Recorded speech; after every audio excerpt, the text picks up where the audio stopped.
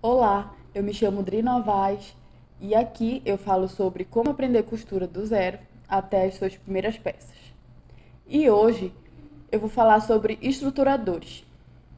E o que a gente vai falar sobre eles é basicamente o que são os estruturadores, quais os principais tipos e qual a importância de você conhecer os estruturadores desde o início da sua jornada na costura. Além de também, na prática, eu vou te mostrar aqui a diferenciação entre os estruturadores e quais são os principais tipos que a gente utiliza quando está começando. Então, vamos começar aqui falando sobre o que são os estruturadores. E o que eu posso te dizer é que os estruturadores são um tipo de aviamento. E aviamentos são peças, são materiais que a gente usa na costura para dar acabamento numa peça, para dar estrutura, para dar uma maior resistência, para enfeitar a peça e até mesmo para complementar ela. Então, o estruturador é um tipo de aviamento que tem como foco dar estrutura para a peça e o foco principal, pelo menos, né, é dar estrutura para a peça e uma maior resistência para aquele tecido da peça. Isso, inclusive, lembra o fato de que o estruturador ele tá diretamente ligado ao tecido. Então, ele vai agir no tecido da peça que você está fazendo. Normalmente, a gente funde esse estruturador com o tecido que você vai usar na peça. Então, como seria isso? Você pode fundir ele através de uma cola spray, né? Simplesmente colando um no outro. Pode ser, pode ser com uma cola térmica que normalmente já vem no próprio estruturador e a gente ativa com ferro, ou com a própria costura, né? Usando uma coisa que a gente chama de quilt ou matelacê para fixar ele na manta, que no caso é um tipo de estruturador. Existem, e isso faz lembrar que existem diversos tipos de estruturadores. Tem estruturadores que são mais espessos, mais fofinhos, tem outros que são mais finos, que agem principalmente na questão da estrutura do tecido e resistência dele. Então, diante desse, eles mudam também, né, em termos de maleabilidade, de leveza. Uns podem ser muito pesados, outros são mais leves. E também na durabilidade. Alguns são usados mais em peças que não vão ser lavadas, outros não. E por aí vai. Outra característica do estruturador é que ele não aparece. Não, é um pouco difícil, quando você não conhece, não sabe sobre estruturadores, é um pouco difícil saber que existe um estruturador ali naquela peça, porque você, por não conhecer, e também porque ele se funde ao verso do tecido. Então, na maioria das vezes, ele está escondido e a gente não consegue perceber, né? Que o que é exatamente que está ali agindo e modificando aquele tecido. Então, se você não costura ou ainda não entrou no mundo da costura, normalmente a gente não costuma pensar, né? Ah, existe ali alguma coisa que está modificando a estrutura daquela peça, daquela bolsa, daquele estojo e tudo mais. E outra característica é que, na maioria das vezes, ele é branco. Isso não é uma regra. Existem alguns estruturadores que são pretos, existem alguns bege, mas a maioria deles são brancos. E isso é até interessante e importante que você escolha, prefira usar esses estruturadores brancos, porque ele não vai interferir na cor do teu tecido. Então, como ele é fundido no tecido, como a gente costuma fixar ele no verso do tecido, se ele for escuro ou tiver uma cor diferente, ele vai acabar criando uma certa sombra no tecido, na estampa ou na cor do tecido, e a gente não quer isso. Então, o branco, ao invés de criar essa sombra, ele pode até deixar a cor um pouco mais viva, um pouco mais atraente. Então, prefira os estruturadores brancos.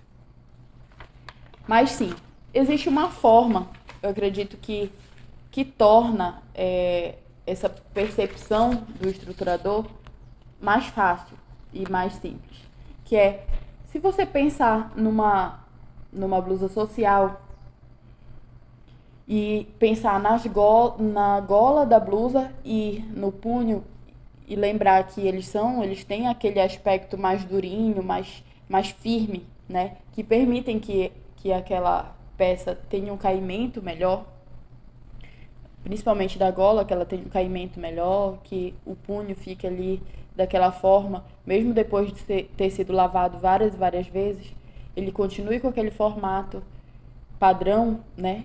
Então, ali foi usado um estruturador. E, no caso, foi usado o mesmo tecido que foi usado em toda a blusa, mas com o auxílio do estruturador, a gente consegue ter aquele resultado mais firme, né? Mais interessante, que proporciona o que a finalidade que a gente quer, que é que ele fique num formato quase que para sempre, né? Um formato por um longo prazo. Então, outro ponto, nesses dois casos, o estruturador ele foi usado para dar um caimento melhor, para melhorar a estrutura de fato daquele tecido. Mas um outro exemplo seria aquela bainha com casas de botão. Lá também, algumas vezes, é usado o estruturador para que o tecido tenha uma maior resistência. E por que ele precisa de uma maior resistência? Porque lá existe a casa de botão, que nada mais é do que um corte feito no tecido, e esse corte ele vai ser manuseado, além do botão, né, que foi costurado no tecido, ele vai ser manuseado constantemente. Então, essa, o, essa, esse estruturador colocado ali, ele vai, com certeza, ajudar na durabilidade daquele tecido, para que ele não se desgaste tão rápido e a peça não fique inútil, né, em um período muito curto. Então, dessa forma a gente consegue perceber as duas principais funções do estruturador sendo usada e como a gente pode perceber a necessidade de usar um estruturador. Uma outra forma também seriam nas roupas, normalmente em roupas de criança, bordadas, a gente percebe que ali entre o bordado e o tecido existe como se fosse um outro tecido bem fino. E esse tipo de estruturador também está sendo usado para garantir a resistência do tecido que foi bordado, para que ele não perca, né? Ele não perca a qualidade e não fique frágil por causa do procedimento que é feito durante o bordado. Mas todos esses exemplos podem parecer, é longe demais do que eu, como iniciante, preciso. São técnicas muito avançadas e tudo mais. E realmente são. Fazer uma blusa social não é algo tão simples e nem o bordado. Mas eles servem para exemplificar as principais funções do estruturador e que você e para te mostrar que você pode chegar nesse ponto de, quando está costurando e fazendo uma peça, perceber que você precisa que aquele tecido tenha uma resistência maior em certos casos, ou que ele tenha uma estrutura melhor, para que mantenha aquela peça daquele formato que você acha que seria o melhor. Mas sim. E isso leva para outro ponto, que é o porquê que é importante que você saiba e conheça os estruturadores quando está começando a aprender sobre costura. E, sinceramente, a necessidade de saber e de conhecer os estruturadores é muito, muito grande e é realmente relevante. Deixar de usar esse tipo de material pode prejudicar a seu aprendizado na costura, porque influencia diretamente no acabamento das suas peças, deixando elas com uma aparência menos atraente e até muito frágil, né? Como a gente pôde perceber ali, ele atua nesse caso, na questão de melhorar a resistência do tecido, né? E talvez usar estruturador seja quase que indispensável para quando a gente está costurando. E eu acredito que sim, em certos casos é indispensável sim. Se você quer ter um bom resultado quando está costurando, é indispensável que você use os estruturadores. Então, se você está começando a treinar e a criar algumas peças, e aqui eu defendo a ideia de que para começar na costura, é interessante que você comece na costura criativa, com peças de costura criativa, como bolsas, necessários e essas coisas, porque essas peças, elas são, mesmo que sejam pequenas, elas dão a oportunidade de a gente aprender muito sobre costura. Usar o estruturador é realmente indispensável. E aí, para que ele melhore e dê um bom acabamento para suas peças. E isso até me lembra de um episódio, um momento do meu aprendizado sobre costura, que foi que eu resolvi comprar alguns tecidos e resolvi fazer estojos escolares. Então eu peguei ali um modelo de estojo escolar, no modelo box, que é o mais básico que tem, e fiz vários de várias cores. Só que alguns eu fiz com estruturador, outros não. E publiquei nas minhas redes sociais e tudo mais. E um amigo da universidade disse que queria um. Só que ele escolheu justamente o estojo que estava sem estruturador. E aí, no momento, quando fui entregar para ele o estojo, ele acabou vendo e tendo a oportunidade de comparar, né? Vendo o que ele tinha pedido, a cor que ele tinha pedido, sem estruturador, e o meu. E o meu, no que eu estava em uso, meu, né? Que tinha estruturador. E quando ele viu aquilo, ele de imediato disse, não, eu quero aquele. Então, isso foi realmente impactante para mim, porque, olha, mesmo um rapaz, e não que isso seja uma regra, né? Nada de errado com isso, mas normalmente os rapazes não prestam tanta atenção nesse tipo de detalhe. Para ele, já chamou atenção. Ele pôde perceber que aquele que tinha o estruturador estava realmente muito melhor.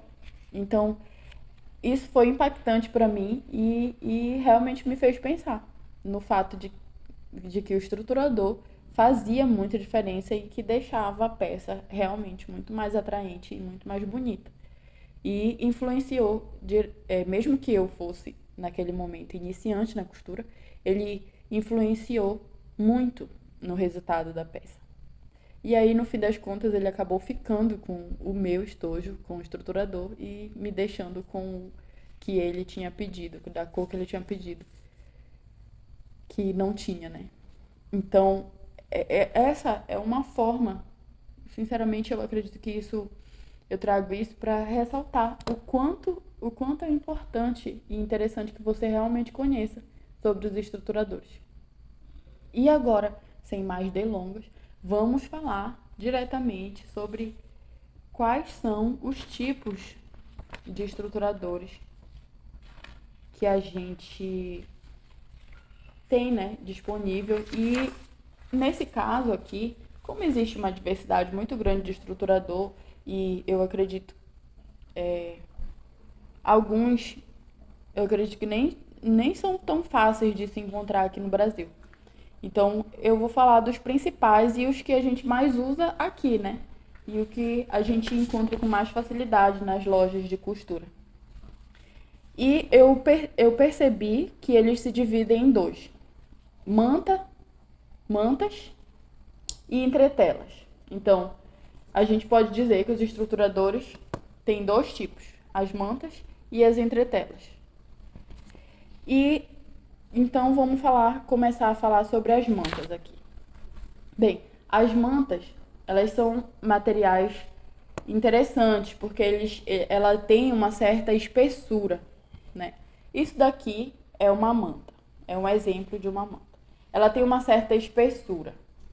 Então, você já pode perceber que ela vai influenciar, né, no seu tecido também na espessura. Não só no fato de dar uma certa de moldar e dar uma certa estrutura no tecido, mas ela também vai dar uma espessura e ao mesmo tempo uma certa fofura, maciez para o tecido, que ele não tinha. E essa manta é comum que a gente use, é comum de usar no patchwork ou na costura criativa. E elas normalmente são usadas com auxílio do matelassé, que eu falei anteriormente, que seria mais ou menos como passar costuras, a gente faz desenhos com as costuras. O mais básico do matelassé é fazer costuras na diagonal ou que formam um certo quadrado ou então um losango.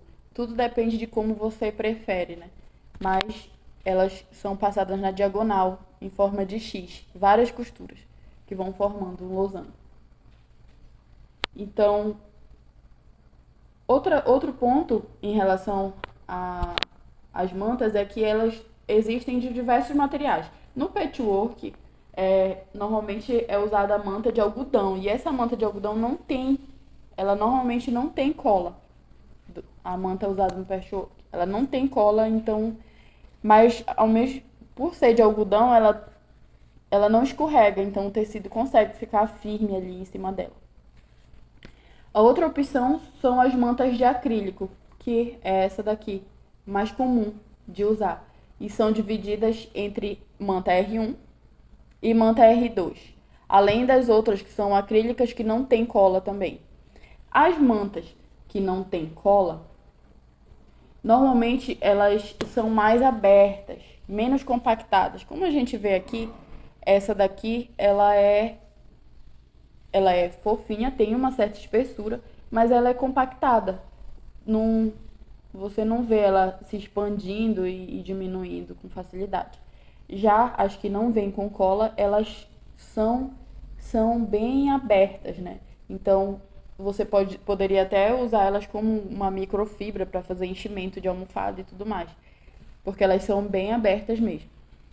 Então, para começar na costura, elas não são interessantes. Justamente porque tem essa espécie de abertura e não são compactadas. Eu achei que tinha aqui, mas não tenho para mostrar. Mas evite esse tipo de manta, porque ela pode acabar enganchando na máquina, no pé da máquina, e vai acabar não sendo tão prático. Sem falar que ela não age muito bem, né, em relação à estruturar as peças, né? Mas vamos voltar aqui e falar agora sobre a manta acrílica, que seriam as mais comuns, R1 e R2. Primeiro, elas são como essa, e o que diferencia para que uma seja chamada de R1 e a outra de R2?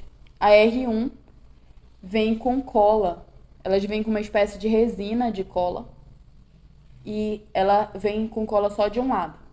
A R2, a gente tem a cola dos dois lados. Então, se você tem uma manta R1, você vai conseguir fixar o tecido só de um lado dela para poder fazer o seu matelassé ou matelassé, quilt, de um lado dela. E do outro não vai dar para fazer essa fixação. Já na manta R2, você pode já fazer aquela união dos dois tecidos, de um lado, tanto de forro quanto o principal, de um lado e do outro. Essa é a maior diferença. Sinceramente, eu acredito que não tem tanta relevância, se é R1 ou R2, porque normalmente a gente acaba colando só de um lado mesmo. Mas eu prefiro usar R2 porque quando já está finalizando a peça, a gente acaba conseguindo, né, meio que fixar o forro quando está passando a peça para dar acabamento. A peça final, a gente acaba conseguindo fixar o forro ali na peça, na manta, né, por dentro. Mas sim. Então essas são as duas opções de manta de manta acrílica compactada, né, como essa daqui, e que são as mais usadas na costura criativa. Além disso, elas também têm uma certa variação na espessura, porque essa daqui eu acredito que é de, não lembro exatamente, mas acredito que é de 100 gramas. Ela não é tão grossa, mas já é um pouquinho grossa. E daí a gente acaba encontrando uma que eu acredito que são 200 gramas, que é mais grossa e assim por diante, né? Tem, tem essa diferenciação. Também a gente percebe uma certa diferenciação na espessura em relação à marca. A marca que você compra de manta. Só, mas acho que a gente costuma encontrar as mais padrões, né? Elas já têm uma espessura adequada, então isso não é uma coisa que você deva se preocupar tanto. Mas se você, quando é que você vai usar a manta, né? Quando é que você vai escolher usar uma manta? Normalmente quando a gente quer que a peça tenha uma estrutura e ao mesmo tempo ela tenha uma certa espessura, uma certa, mesmo que você esteja só vendo a peça, você perceba que ela tem uma certa fofura, né? E quando a gente faz uma telacê, ela acaba tendo mesmo um certo relevo e tudo mais. Quando você quer esse tipo de resultado, precisa usar a manta. E agora a gente vai falar sobre as entretelas. As entretelas, elas já são bem parecidas, né, com elas já são bem parecidas com o tecido. Elas não têm essa espessura mais densa, né, como a manta. Elas são, aqui eu separei, elas são como um papel ou o próprio tecido. Algumas, e eles são usados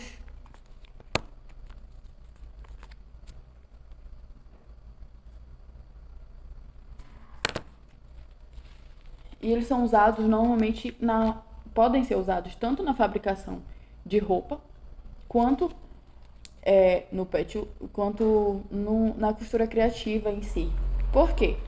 Porque às vezes a gente não quer, né, que a nossa peça tenha uma estrutura muito fofa. Não quer que ela seja tão grossa, até porque esse tipo de coisa pode acabar deixando ela mais pesada. Então, a entretela, ela já te dá essa opção de ter estrutura, mas sem que você precise deixar a peça muito pesada ou muito grossa.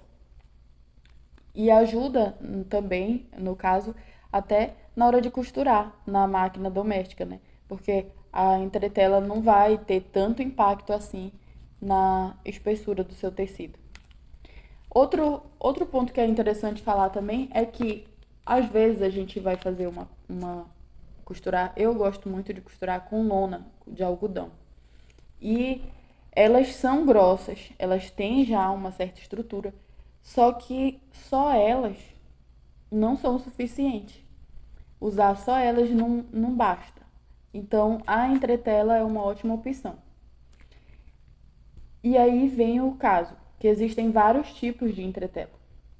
Existe uma entretela mais frágil, que a gente conhece como entretela de papel, ou elas são bem parecidas com o TNT, só que elas têm cola, né? Tem também essa resina de cola, como a manta, que auxilia na hora da fixação do tecido.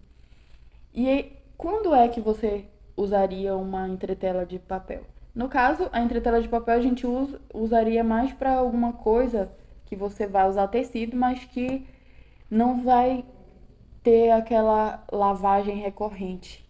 Não vai ser do tipo usei e lavei, porque a entretela de papel ela vai acabar se desfazendo mais rápido do que as outras. Normalmente, para quando a gente quer uma coisa mais resistente, tem outro tipo de entretela. Tem entretelas, inclusive de malha, entretela de tecido mesmo, né? E elas são usadas direcionadas mais para essa questão da resistência. Em alguns casos elas são bem finas mesmo e são mais para dar aquela resistência maior no tecido. Outro tipo de entretela interessante é a mais comum, que é a entretela que a gente encontra mais como entretela termocolante, que é usada em tecido para dar essa firmeza. Olha, aqui nesse tecido eu usei entretela e aí a gente percebe que ele tem um caimento, ele meio que fica já quase reto, né? Eu amasso e volto, mas ele fica reto. Deu uma certa estrutura. Essa entretela aqui, ela não é tão grossa, mas ela já conseguiu dar uma certa estrutura para esse tecido que sozinho é desse jeito, leve e muito, muito fino. Então, as entretelas também fazem muita diferença nos tecidos, quando a gente quer dar estrutura. Outra coisa, dá para fazer matelacê aqui? Dá, mas não é tão necessário, até porque uma matelacê daria a gente não conseguiria ter aquele resultado de relevo, né? Usando apenas a entretela. Outro tipo de entretela que também é usada é a entretela dupla face. Que seria uma opção similar à manta R2, só que a entretela dupla face, ela vem aqui. Aqui você percebe que é entretela e ela tem um certo brilhinho que é a resina da cola. E aí a gente vai e fixa o tecido de um lado, depois a gente tira esse papel aqui. A gente tira esse papel e ela já vai estar do outro lado com uma certa cola. A gente tira esse papel e aqui ela já tem a cola e ela já está ativa. E fixa o tecido do outro lado. Tudo isso com o auxílio do ferro, né? Aí fixa o tecido do outro lado. Então, dá para fazer, se você quiser fundir, uma boa opção para essa entretela, se você quer fundir um tecido no outro e deixar eles bem fixos um no outro, a entretela dupla face é uma boa opção. Ela fica meio que como, ela cria como se tivesse uma goma entre os tecidos que dá estrutura e também permite que eles sejam colados um no outro. E, olha, esses são os principais tipos de estruturadores que a gente tem na costura e que a gente tem disponíveis para usar na costura criativa. E aí, só para fazer uma recapitulação. A manta, elas têm uma variedade de espessura e de material que é usado nela. Mas o que a gente mais usa com frequência são as mantas acrílicas R1 e R2. R1 é quando a manta tem cola só de um lado. E R2 quando ela tem cola dos dois lados e aí você consegue fixar o tecido tanto de um lado quanto de outro. Dentro dessas mantas acrílicas, a gente pode ter uma manta mais fina, de 100 gramas, ou uma mais grossa, de 200 gramas.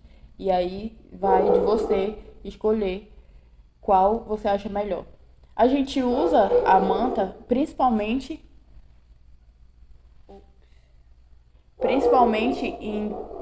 em peças que a gente quer ter uma estrutura melhor e também um certo aspecto de fofura e tudo mais. Então, a gente costuma mesclar a manta com tecidos mais finos, como o tricoline e similares, né? Evite juntar a manta com tecidos que são muito grossos, porque aí vai ficar uma coisa bem espessa e você pode acabar tendo dificuldade de costurar ela na máquina. E outro ponto é que a manta, por ser mais grossa e ter essa densidade maior, ela pode acabar te dando mais peso para sua peça. Então, se você não quer isso e se você não precisa, não acha que o matelacê não vai agir como complemento na sua peça, é melhor mudar, evitar a manta e usar o outro tipo de estruturador, que no caso aqui é a entretela.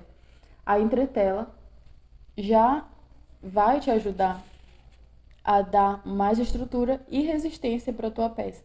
Então, se você precisa de estrutura e resistência, usa a entretela mais comum que a gente encontrar, que é a entretela termocolante, que parece um tecido, ela parece um TNT, e de um lado, normalmente ela já tem um certo brilho.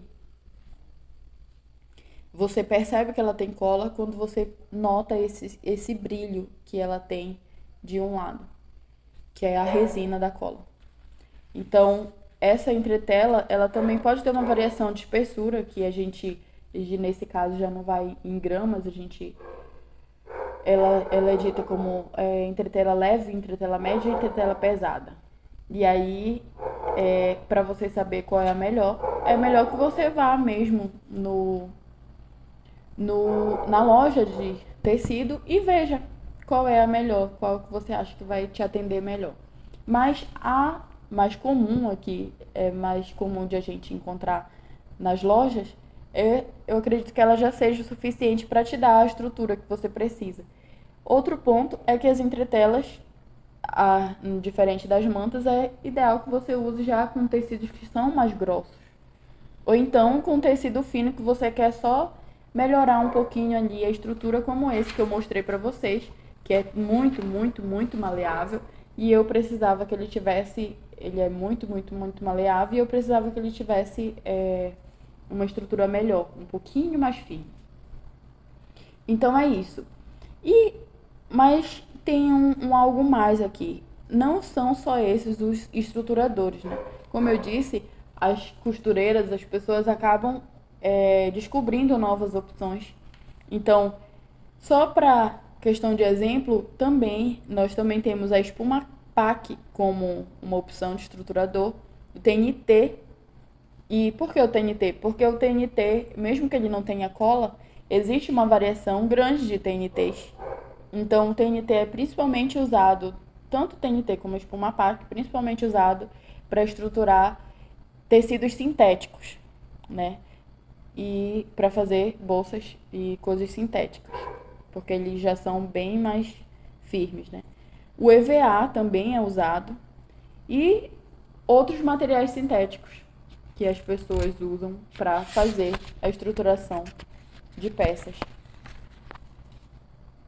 Mas aí, quando a gente tem uma outra questão que eu lembrei, né, durante estar preparando esse material aqui e não queria deixar de falar, é que quando a gente pensa em entretela e que ela se funde ao tecido e tudo mais e que ela no fim das contas não passa de um outro tecido que vai dar estrutura para aquele tecido que você já tem. A gente pode lembrar de um outro tipo de estruturação, outra técnica, que a gente chama de dublagem. E a técnica de dublagem nada mais é do que esse processo mesmo de fundir um tecido no outro. Alguns tecidos já até vêm com essa dublagem feita industrialmente, mas é possível fazer a dublagem em casa também com auxílio de outro tecido. Normalmente, para fazer a dublagem, você vai precisar do tecido que você quer dublar, de cola de tecido, um ferro de passar e um outro tecido que não seja muito fino, para não vazar a cola, né? De um outro tecido branco, para você fazer a dublagem e conseguir ter aquela resistência, aquela estrutura melhor. Então, a dublagem também pode ser uma opção de estrutura para o tecido. Então, gente, é isso que eu tinha para falar sobre estruturadores. Se você ainda tiver alguma dúvida, pode deixar aqui nos comentários, eu vou gostar muito de responder. E é isso. Até o próximo vídeo. Tchau!